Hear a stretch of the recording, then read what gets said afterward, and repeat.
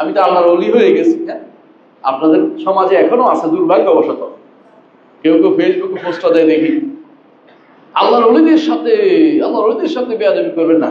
ওলিটা কেন, এটা কে নির্ধারণ করে দিবে আমাকে বলেন তো? আল্লাহর ওলি নির্ধারণ করবে কে?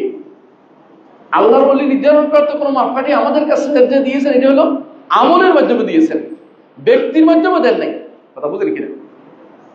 আমলের মাধ্যমে দিয়েছেন। আল্লাযীনা আমানু ওয়া কানু ইয়াত্তাকুন, ঈমান এবং তাকওয়া যাদের আছে, অর্থাৎ আমানতু বিল্লাহি সুম্মা ইসতাকিম যাদের আছে, তারাই আল্লাহর ওলি।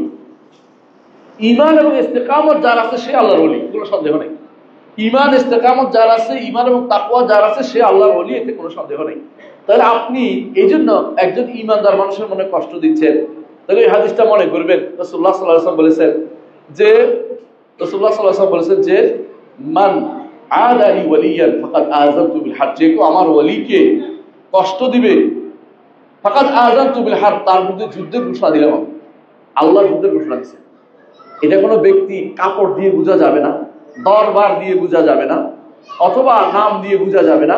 নিঃসন্দেহে ওলিদের মধ্যে নবীরা হচ্ছে সবার সবচেয়ে উত্তম, তারপর হচ্ছে নবীদের পরে সিদ্দিকরা ওলি, এবং সাহাবীরা শহীদরা ওলি। সাহাবীরা সবাই ওলি, কোনো সন্দেহ আছে? সাহাবীরা সবাই ওলি, কোনো সন্দেহ নাই। কথা বুঝছেন? ওলিদের যদি অনুসরণ করতে হয় সবার আগে কাকে? সাহাবায়ে কেরাম। কথা বলেন কিনা? আর সাহাবায়ে কেরাম অনুসরণ করলে আপনি ইস্তেকামতে থাকতে পারবেন। সাহাবায়ে কেরামের একজন সাহাবীও কোনোদিন আপনি পাবেন না যে তারা জায়গা পরিবর্তন করে আরেকটা নিচে আকীদা পরিবর্তন করেছে, এমন সাদা হতে পাবেন না। সাহাবায়ে কেরাম ইস্তেকামতে থাকতেন, ইবাদতে থাকতেন, আল্লাহর ইবাদতে নিয়ে লেগে থাকতেন। শয়তান ঢুকার কোনো জায়গা পেত না। রাসূল এই জন্য বলেছেন যে শয়তান তোমাদের থেকে নিরাশ হয়ে গেছে, অর্থাৎ শয়তান সাহাবীদের থেকে নিরাশ হয়ে গেছে।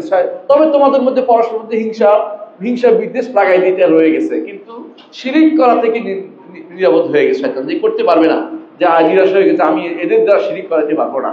এই জন্য সাহাবায়ে কেরাম আকীদাগত বিভ্রান্তিতে কেউ জড়ান নাই, আলহামদুলিল্লাহ। হ্যাঁ, তাদের মধ্যে পরস্পর যা হয়েছিল আপনারা জানেন, এগুলো আলোচনা করা নিষিদ্ধ, আমরা আলোচনা করছি না। এইটা হবে কারণ শয়তান এটা লাগাইতে পারে দূর থেকে।